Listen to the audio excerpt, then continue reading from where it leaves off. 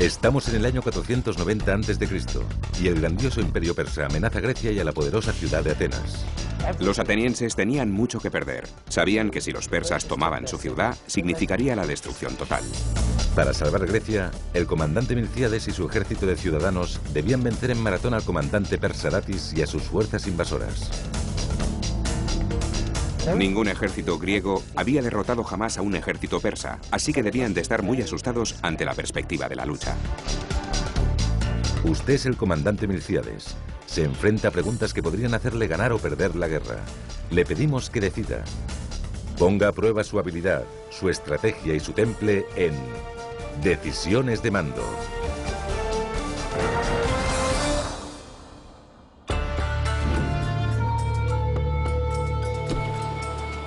En el año 490 a.C., el imperio persa había conquistado la mayor parte del mundo conocido, lo que hoy es Oriente Medio y Asia Menor. En Grecia, Atenas, una ciudad-estado había enfurecido a los persas al apoyar una pequeña rebelión griega. Los persas querían castigar a los atenienses por unirse a una rebelión contra ellos. Estaban decididos a quemar la ciudad de Atenas hasta los cimientos y a colocar un rey propersa en lugar del gobierno ateniense. El rey Darío, el gran emperador persa, quería venganza. Envió a su oficial de más confianza, el comandante Datis, para someter a Atenas y proclamar Grecia territorio persa. Si Grecia quedaba bajo control persa, nada podría detener la expansión del imperio en Europa occidental. Tenía un camino trazado. Su ruta de expansión pasaba a través de Grecia hacia Europa occidental, tal y como hoy la conocemos. Los atenienses, los espartanos, eran ciudades-estado que estaban en su camino y los únicos que podían detenerle. A principios de septiembre, en una pequeña isla cerca de la costa occidental del imperio persa, el comandante Datis embarcó unos 30.000 soldados en 200 barcos y cruzó el mar Egeo hacia Atenas. Por el camino se apoderó de varias islas griegas, entre ellas Eubea, donde se encontraba la ciudad de Eretria. Conquistó Eretria con mucha facilidad.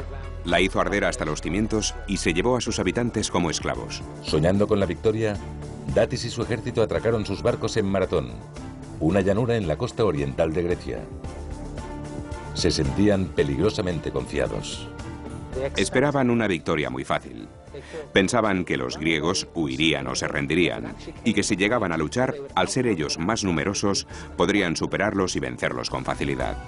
Los ciudadanos de Atenas supieron que la flota de Darío se acercaba y movilizaron un ejército de 11.000 soldados para enfrentarse a los experimentados guerreros persas. El líder de estos soldados era el comandante Milcíades, un noble ateniense que había servido en el ejército persa durante su juventud. Los ciudadanos confiaban en él para encontrar el lugar ideal desde el que organizar su resistencia. Usted es el comandante Milcíades. ¿Cuál es el mejor lugar para enfrentarse al ejército persa? La costa, para forzar a los persas a luchar antes de desembarcar. La ciudad, para proteger al pueblo mientras lucha. El camino, para que la batalla tenga lugar cerca de la ciudad, pero sin ponerla en peligro. ¿La respuesta? No sabe qué ruta tomarán los persas para llegar a Atenas, y proteger a su pueblo no le supondrá una ventaja ofensiva. Pero como los griegos solían luchar desde el centro de la ciudad, esperar al ejército persa en la costa de Maratón suponía un movimiento arriesgado que cogería a Datis desprevenido. La respuesta es la A. Los persas no esperaban encontrar a muchos soldados atenienses en el campo de batalla. Creían que habría observadores, pero no que estuviera el ejército ateniense al completo. Mientras 11.000 soldados atenienses se dirigían a Maratón, Milcíades ordenó a su soldado más rápido, Filípides, que fuera hasta Esparta, a 240 kilómetros. Aunque los espartanos eran rivales de los atenienses, Milcíades esperaba que aceptaran luchar junto a ellos contra los persas, su enemigo común. Tanto Atenas como Esparta habían tenido desavenencias con el imperio persa durante los 50 años previos, así que los atenienses confiaban en que los espartanos llegarían en su ayuda. Pero cuando Filípides llegó a su destino, los espartanos estaban celebrando una de sus festividades religiosas. No les ayudarían hasta la luna llena, casi una semana después. Los atenienses debían enfrentarse solos al ataque persa.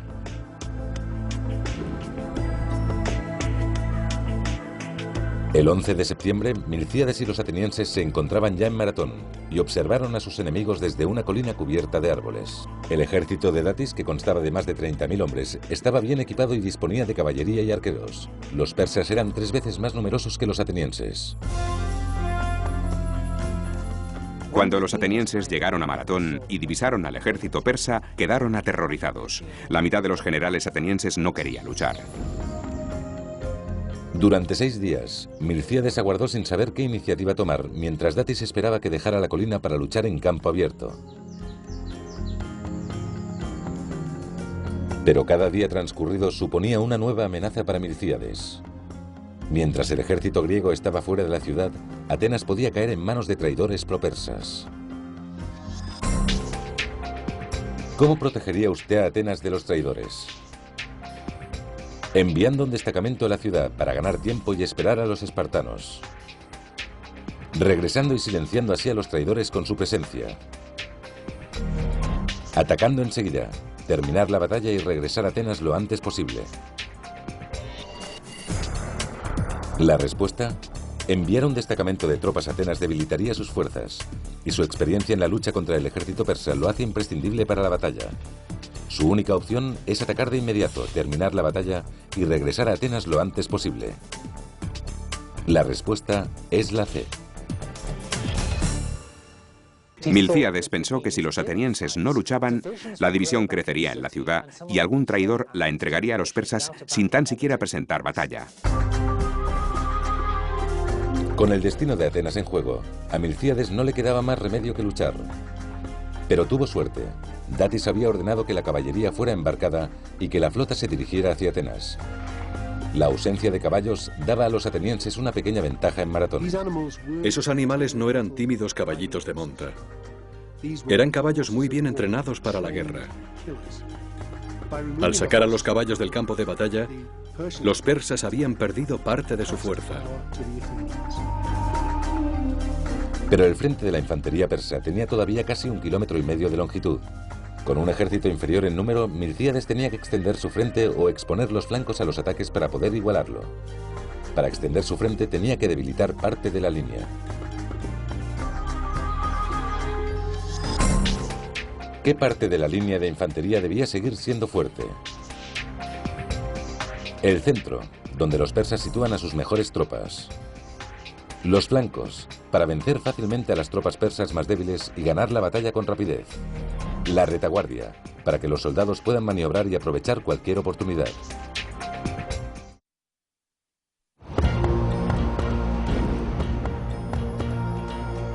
Es el 17 de septiembre del año 490 a.C., la batalla de Maratón. El destino de la civilización griega está en juego cuando el comandante Milcíades y sus soldados atenienses se preparan para enfrentarse al comandante Datis y al poderoso ejército persa. Pero los 11.000 soldados atenienses estaban en clara desventaja ante los 30.000 persas. Y el frente enemigo se extendía a lo largo de más de 1,5 kilómetros. Milcíades debía extender y con ello debilitar su formación para igualar la línea persa. Usted es el comandante Milcíades. ¿Qué parte de la línea de infantería debe seguir siendo fuerte? El centro, donde los persas sitúan a sus mejores tropas. Los flancos, para vencer fácilmente a las tropas persas más débiles y ganar la batalla con rapidez. La retaguardia, para que los soldados puedan avanzar y aprovechar cualquier oportunidad. La respuesta: aunque un centro fuerte pueda parecer una buena idea, su ejército podría ser fácilmente rodeado desde los flancos. Reforzar la retaguardia de su línea de infantería dejaría su frente de ataque indefenso, pero reforzar los flancos le permitiría aplastar las fuerzas persas más débiles y controlar los límites de la batalla. La respuesta es la B. Cuando Milcíades llevó a su ejército a enfrentarse a los persas, esperaba que su plan funcionara. No sabía si sería así porque nadie lo había intentado antes. El comandante Milcíades debilitó deliberadamente el centro de su línea reforzando los flancos. Los atenienses caminaban hombro con hombro colina abajo hacia el enemigo que esperaba. Los atenienses debían de estar aterrorizados mientras bajaban la colina y se dirigían hacia el ejército persa. Probablemente muchos de ellos pensaron que no saldrían con vida. Mientras el ejército ateniense se acercaba, Datis ordenó a los persas que preparasen sus arcos y flechas. ¿Cómo ordenaría a sus tropas que esquiven las flechas? Con escudos que desviarían las flechas. Avanzando en zigzag para ser un blanco difícil. Cargando contra el enemigo para recorrer antes la distancia. La respuesta: los soldados están demasiado juntos para que el movimiento en zigzag sea efectivo, y cubrirse bajo los escudos solo ralentizaría su avance. Pero si cargan contra el enemigo, sorprenderán a los arqueros persas y serán menos vulnerables. La respuesta es la C.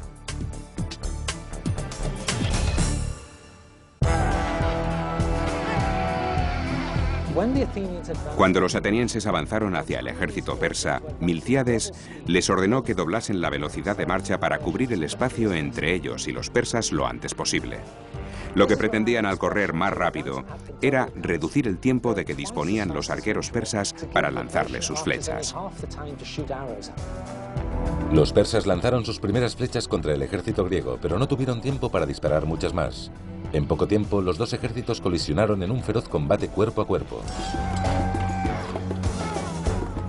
Las lanzas bajaban y las espadas subían. Los enormes escudos de metal entraban en acción. Con ellos golpeaban a los enemigos para abrirse paso. Les apuñalaban con sus pequeñas espadas y seguían. Golpear y apuñalar, golpear y apuñalar.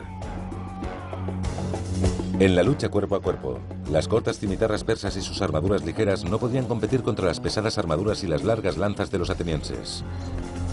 Por todo el campo de batalla había soldados persas muertos.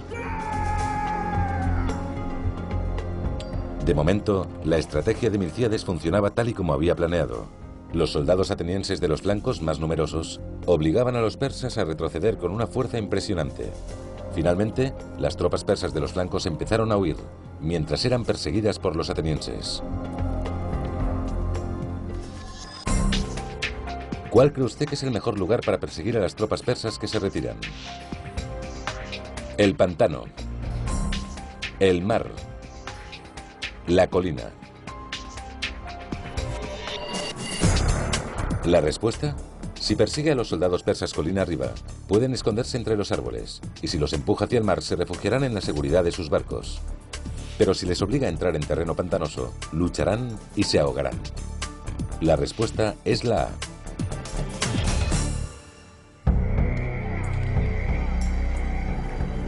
Milcíades ordenó a sus tropas que persiguieran a los persas hasta un pantano cercano, donde los invasores extranjeros fueron diezmados.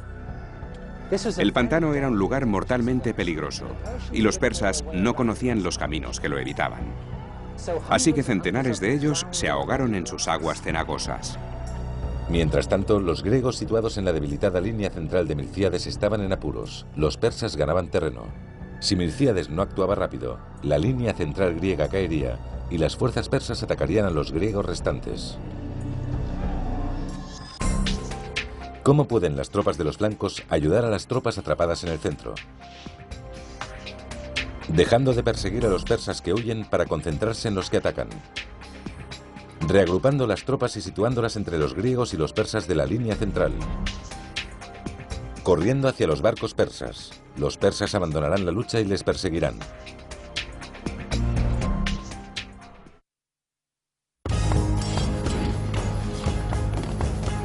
Es la última hora de la mañana del 17 de septiembre del año 490 a.C. Los ejércitos griego y persa están en plena batalla en la llanura de Maratón. El comandante Milcíades y los flancos de sus tropas atenienses han vencido a los extremos de la línea persa haciéndolos huir. Pero las fuerzas centrales del comandante Datis están a punto de vencer la débil línea central de Milcíades.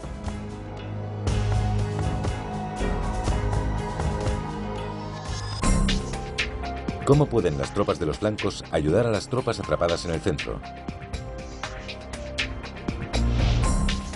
Dejando de perseguir a los persas que huyen para concentrarse en los que atacan. Reagrupando las tropas y situándolas entre los griegos y los persas de la línea central. Corriendo hacia los barcos persas. Los persas abandonarán la lucha y les perseguirán. La respuesta: no hay garantía de que los persas vayan a seguir a los soldados griegos que corran a atacar los barcos. Y reagruparse para situarse entre los griegos y los persas en la línea central dejaría una ruta de escape abierta para el enemigo. Pero abandonar la persecución de las tropas en retirada y atacar la línea central persa le permitirá rodearles y atraparles. La respuesta es la A. Después de que los flancos atenienses hubiesen roto las líneas persas, Milcíades detuvo la persecución y reunió a sus hombres para atacar el centro de la línea persa por detrás y destruirlo totalmente.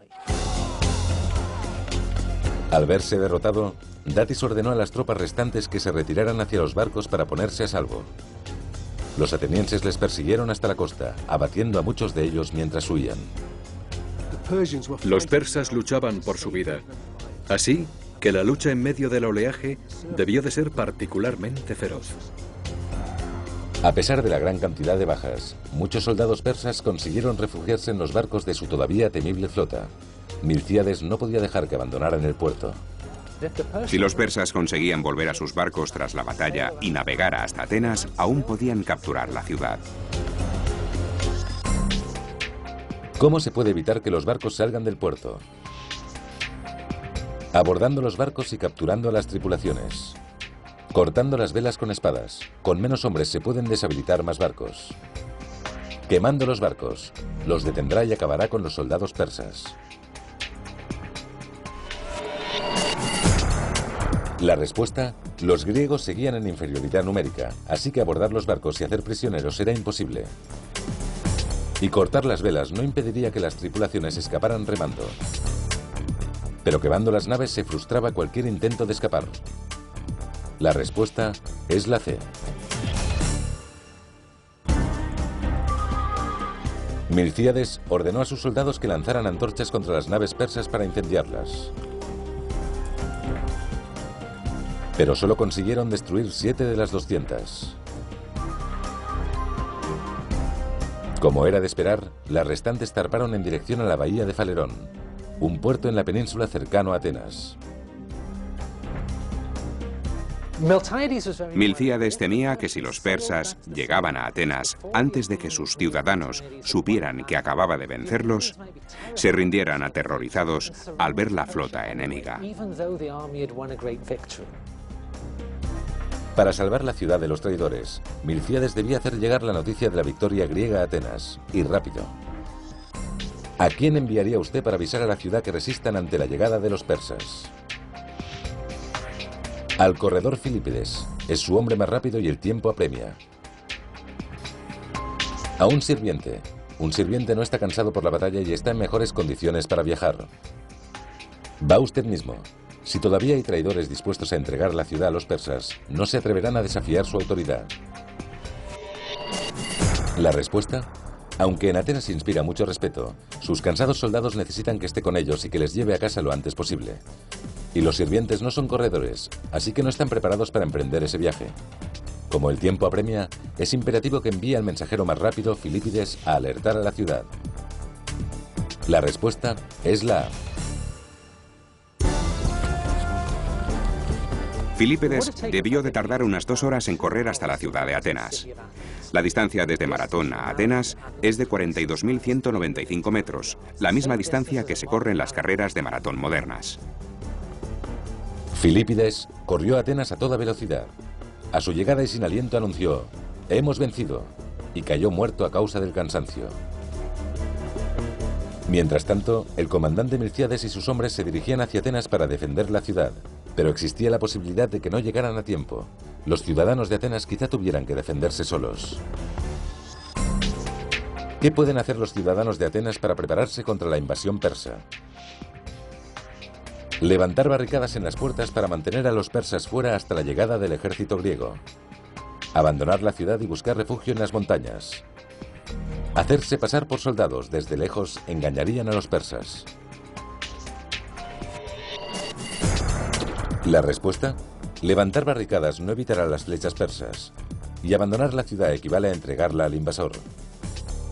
Pero si los ciudadanos de Atenas se sitúan en las ventanas y junto a los muros, parecerá que la ciudad está bien defendida, y quizá los persas no ataquen. La respuesta es la C. Los ciudadanos de Atenas custodiaron la ciudad. Todos los hombres, mujeres y niños se situaron en lugares visibles, junto a los muros y las ventanas, para que pareciera que la ciudad estaba bien protegida. Lo que intentaban hacer era engañar al enemigo. Si parecías un soldado, era muy posible que lo fueras. Datis llegó a la bahía de Falerón preparado para invadir Atenas. Pero para su contrariedad, la ciudad parecía estar bien defendida. Mientras tanto, Milcíades y su victorioso ejército griego se acercaban rápidamente. Esta visión fue demasiado para Datis y sus persas. Sin poner siquiera pie en tierra, los persas zarparon de vuelta a sus territorios. La batalla de Maratón terminó con un éxito rotundo de Milcíades y el ejército ateniense. Aunque los soldados de Datis los triplicaban en número, los griegos mataron a 6.400 persas y solo perdieron 192 hombres. Nadie esperaba que los atenienses ganaran la batalla de Maratón. Cuando lo hicieron, la noticia circuló por todo el mundo griego. Nadie podía creer lo que habían conseguido. No solamente se habían enfrentado a los poderosos persas y habían salvado su ciudad de una destrucción segura, también se había ganado el respeto que inspiraría su civilización durante muchas generaciones. La batalla de Maratón fue muy significativa para los atenienses. Todo el mundo griego tuvo que reconocer que Atenas era una de las potencias con la que más había que contar.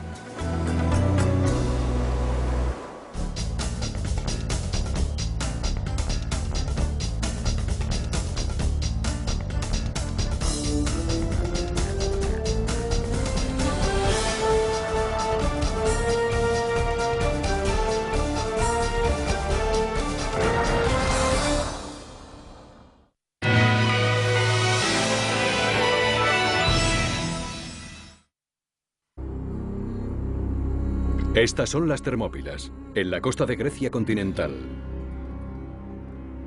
Soy Matthew Sattel. En agosto del año 480 a.C., un ejército griego de solo 7.000 hombres, dirigidos por el rey Leónidas y 300 espartanos, luchó aquí contra una fuerza invasora de 250.000 hombres, liderados por Jerjes, el rey de Persia. Estaba en juego el futuro de la civilización griega. Gracias a la nueva tecnología informática, podrán ver esta gran batalla como nunca se ha visto antes. El gran número de soldados, las formaciones de las tropas, cómo lucharon y cómo se ganó. Lo verán como le hubiera gustado verlo a los generales, ahora en batallas decisivas.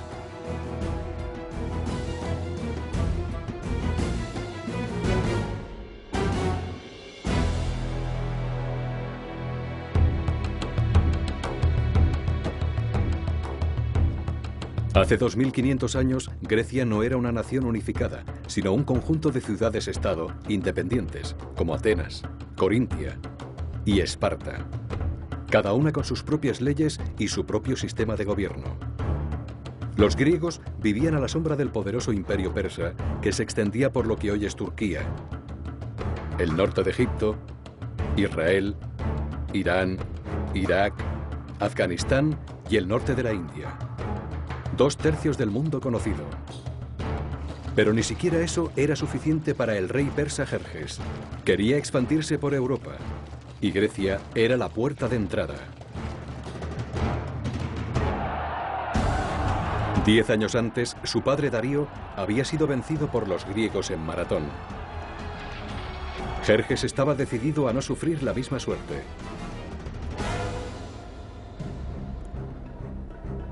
Reunió un enorme ejército desde todos los rincones de su imperio. 250.000 hombres partieron hacia Grecia. La fuerza expedicionaria de Jerjes, que intentaría conquistar la Grecia continental, era la madre de todas las fuerzas expedicionarias. Nunca se había intentado nada igual en la historia del antiguo arte de la guerra. En el año 480 a.C., Jerjes cruzó el Helesponto y llevó a su ejército a través del norte de Grecia, mientras la flota persa navegaba a lo largo de la costa. Las ciudades fueron cayendo una tras otra. Jerjes era un hombre de notable ferocidad. No se detenía ante nada con tal de conseguir su objetivo. Y el objetivo de Jerjes era Atenas. Los griegos tenían que detenerlo a toda costa y debían hacerlo aquí, en las Termópilas. Si no, tendría vía libre hasta Atenas.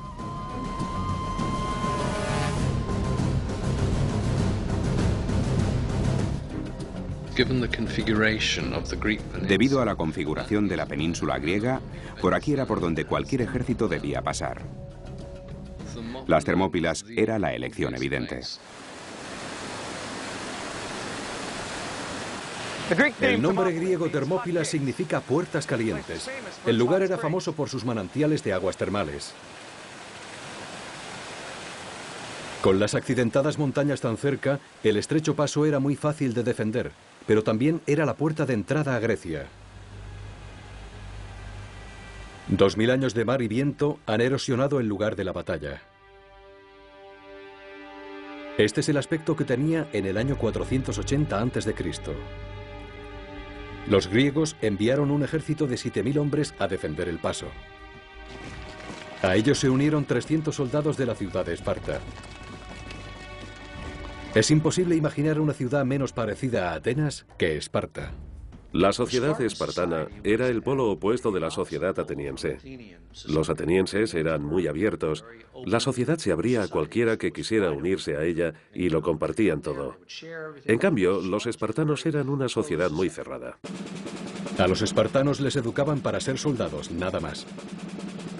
Desde los 7 años todos los niños de Esparta se entrenaban para la guerra. El ejército era su vida. Incluso después de casarse, los hombres espartanos tenían que vivir en barracones. No podían dedicarse a ninguna otra actividad. Ninguno de ellos podía hacer negocios o comerciar. Todo el trabajo lo hacían los esclavos.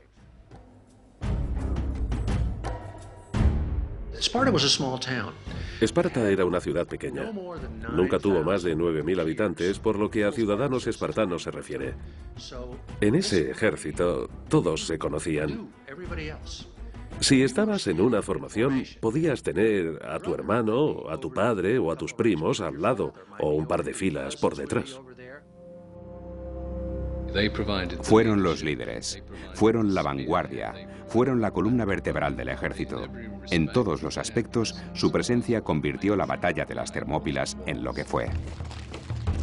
Los 300 espartanos que marcharon hacia las Termópilas estaban dirigidos por Leónidas, el rey de Esparta, que no era muy optimista sobre sus posibilidades contra Jerjes. Por un lado, había partido durante una de las festividades religiosas espartanas. Se creía que eso daba mala suerte. Por otro lado, los griegos habían recibido malas noticias del oráculo de Delfos. La sacerdotisa predijo que un rey espartano tendría que morir antes de la victoria. La mujer de Leónidas, Gorgo, le preguntó a su marido qué debía hacer si no regresaba de la batalla, a lo que él contestó: «Cásate con un buen hombre y ten hijos». Parecía poseer una determinación absoluta y un gran valor personal. Debía de tener unos 50 años. No era un hombre joven y estaba ya en edad de retirarse, incluso según las costumbres de la antigua Grecia. Los espartanos vestían una coraza de bronce esculpida y un casco diseñado para aterrorizar al enemigo. Todos los hombres llevaban un escudo cóncavo de madera. En la cara del escudo estaba pintada la letra griega lambda, de Lacedemonia, la tierra espartana. Su principal arma era una lanza que se colocaba encima del brazo. Medía 2,5 metros y tenía el asta de fresno, la cabeza de hierro en forma de hoja y una punta de bronce en el otro extremo. En el combate cuerpo a cuerpo usaban una espada corta, el shifos. En comparación, el ejército persa del rey Jerjes iba poco armado. Sus hombres estaban entrenados para ejecutar rápidos movimientos bélicos en amplias llanuras. Jerjes confiaba en gran medida en los medos, que eran unos arqueros formidables. Pero su mayor orgullo era un grupo de élite conocido como los 10.000 inmortales. Los inmortales eran lo mejor del ejército persa y eran reclutados como cuerpo de élite. El término inmortal era griego y lo usaban porque se decía que cada vez que uno de los 10.000 moría, había otro en reserva que instantáneamente ocupaba su lugar.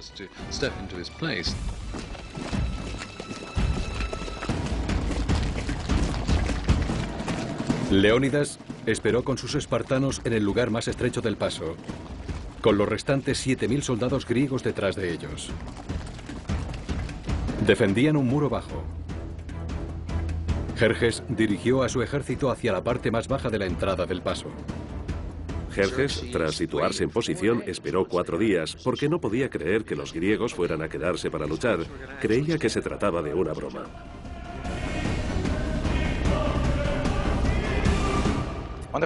Al quinto día se le agotó la paciencia.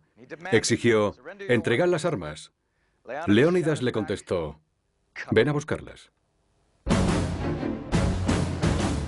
Los persas enviaron un explorador al lugar donde los espartanos esperaban antes de la batalla, y algunos de los espartanos estaban haciendo gimnasia. Se untaban de aceite y se peinaban. El explorador no se lo podía creer. ¿Qué estaban haciendo esos tipos? ¿Cómo podían estar tan despreocupados? Por supuesto, lo que estaban haciendo en realidad era prepararse mentalmente para una lucha hasta la muerte. Jerjes había hecho instalar un trono en una colina cercana. Desde allí, ordenó a unos centenares de medos que atacaran. Debido a su elevada posición, los griegos solo veían a unos pocos miles. Pero eran apenas la avanzadilla de una fuerza de 10.000 medos que esperaban tras la montaña. Leónidas contuvo a sus espartanos y ordenó que las tropas griegas avanzaran.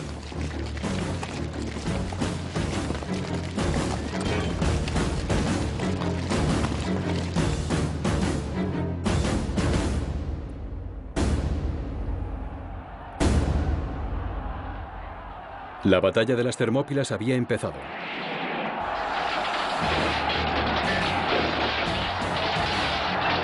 No sería el paseo que Jerjes había imaginado. Agosto del año 480 a.C. El ejército griego dirigido por el rey Leónidas y 300 espartanos se enfrentaba a un ejército persa de 250.000 hombres. El rey persa Jerjes observaba incrédulo cómo 700 soldados griegos formaban en la entrada del valle. Se situaban en formación de falange. La falange era un bosque de lanzas. El comandante daría la señal para atacar. Las líneas de atrás avanzarían y presionarían con los escudos las espaldas de los hombres que tenían delante. Y había que empujar a las fuerzas enemigas y hacer que retrocedieran para sacarlas del campo de batalla.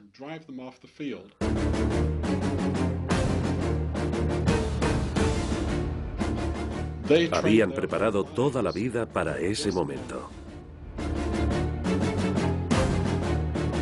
Esa falange tenía 18 hombres de profundidad y 64 de ancho.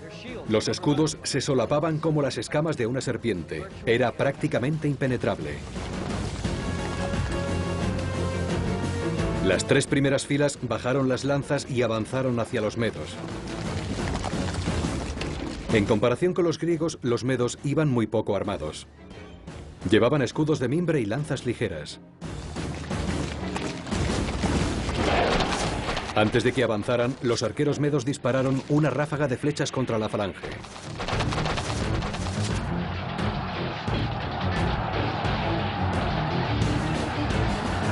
Leónidas envió más griegos a reforzar la falange, presionando con su peso la espalda de sus compañeros.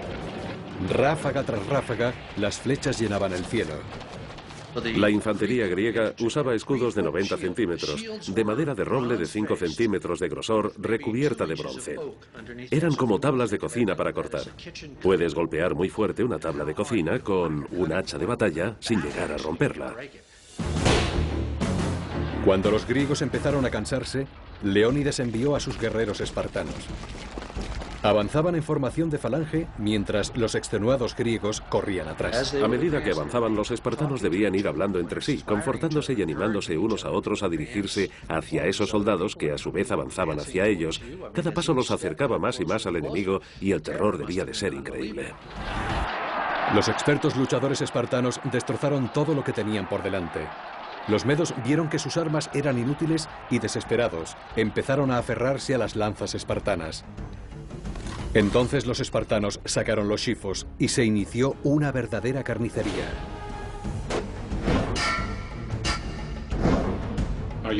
¿Tienes hambre? ¿Estás cansado? ¿Tienes sed o estás herido? No importa.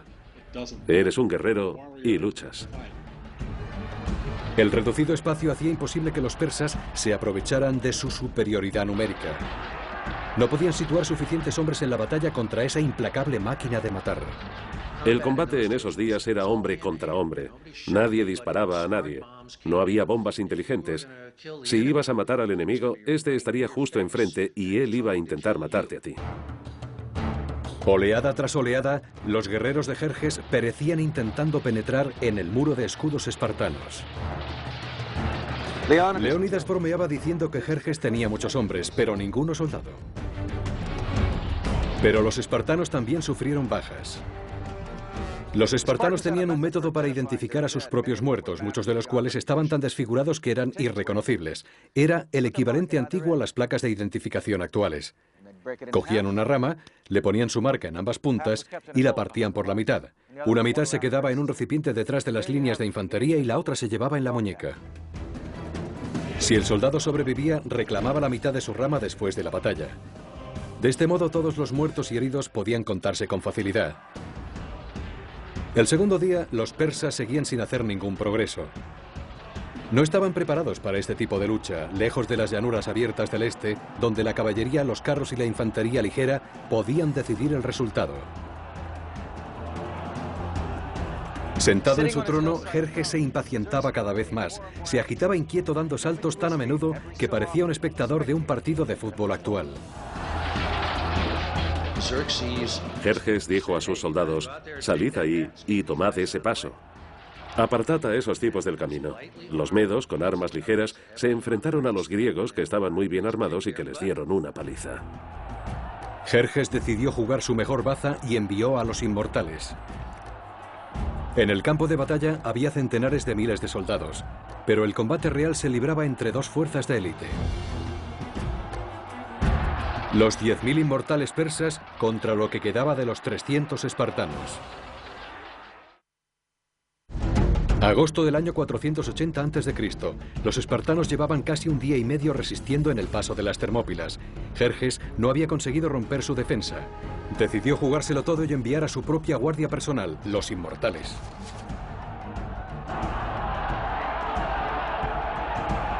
Era una visión magnífica. Llevaban arcos, lanzas y dagas cortas. Pero fila tras fila, esas tropas de élite iban cayendo frente a los espartanos. Los persas, con sus armas ligeras, no podían penetrar en la armadura griega, pero los griegos sí podían hacerlo, y además estaban entrenados para luchar de cerca y en el combate cuerpo a cuerpo. Nada afectaba a los espartanos. Jerjes necesitaba un milagro, y llegó de forma inesperada. Un traidor griego, Efialtes, viendo la posibilidad de hacerse rico rápidamente, cruzó las líneas hasta llegar al campo persa. Le habló a Jerjes de un camino que rodeaba las montañas y desembocaba en la retaguardia espartana. La palabra Efialtes existe en griego moderno y significa pesadilla. Efialtes es hoy una pesadilla.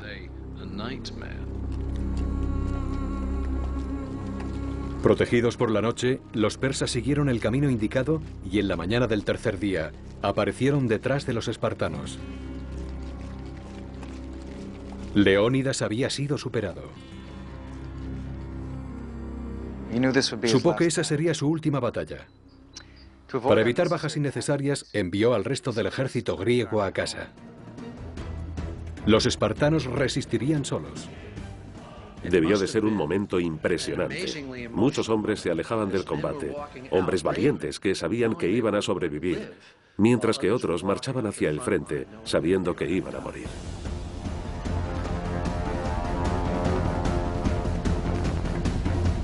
Uno de los griegos les había advertido que los persas tenían tantos arqueros que sus flechas taparían el sol. Tanto mejor, dijo el espartano Dieneques. Lucharemos a la sombra. Así era la sutileza espartana. Cuando alguien dice algo así, te ríes y el miedo disminuye. Leónidas era más pesimista. Ordenó a sus hombres que desayunaran diciéndoles: esta noche cenaremos en el Hades. Cuando la batalla volvió a empezar, los persas se aproximaron desde ambos lados al pequeño grupo de espartanos supervivientes. Los espartanos, que no tenían nada que perder, lucharon como demonios. Los persas sufrieron muchas bajas. Entonces cayó Leónidas. Sus soldados espartanos corrieron a salvar su cuerpo de la captura y la mutilación. Que los griegos lucharan como lo hicieron para preservar su cuerpo de los persas en el momento de la derrota final muestra lo importante que era la posición, el estatus, el papel del rey o del líder. Jerjes decidió terminar la batalla rápidamente. Había intentado luchar soldado contra soldado, según la honorable tradición de sus antepasados persas, pero no podía vencer a los espartanos. Había perdido casi 10.000 hombres, incluyendo a 2 de sus hermanos. Decidió retirar sus tropas. Acabaría con los espartanos desde la distancia, con flechas. Los espartanos consideraban los arcos un arma de cobardes porque mataba desde lejos. Miles de flechas llovieron sobre los espartanos hasta que no quedó ninguno en pie.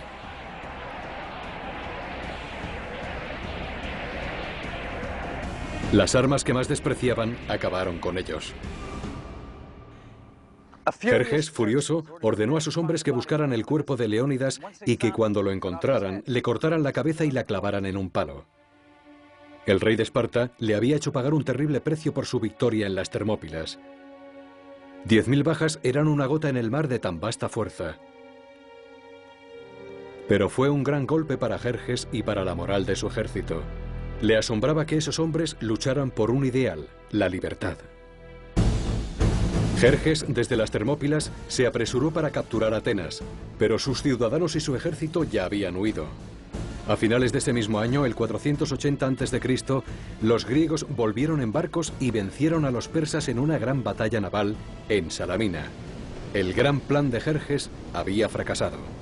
Si los espartanos no hubiesen hecho su aportación en las Termópilas, creo que entonces todo el esfuerzo bélico, toda la resistencia griega, habría empezado a derrumbarse. Para los griegos era una cuestión del destino. Un rey espartano había muerto, un rey persa había sido vencido, tal y como el oráculo había profetizado. Todas las grandes civilizaciones ya desaparecidas han dejado monumentos increíbles. Pero los espartanos no dejaron nada más que su gesta de entonces. Es algo más indeleble y que sigue vivo hoy en día. El valor y el heroísmo desplegados en las Termópilas transmitió un mensaje de esperanza y orgullo a todo el pueblo griego. Los 300 espartanos nunca serían olvidados. Una Grecia agradecida le pidió al poeta Simónides que compusiera su epitafio. Ve a decirles a los espartanos, extranjero que pasas, que aquí, obediente a sus leyes, yacemos.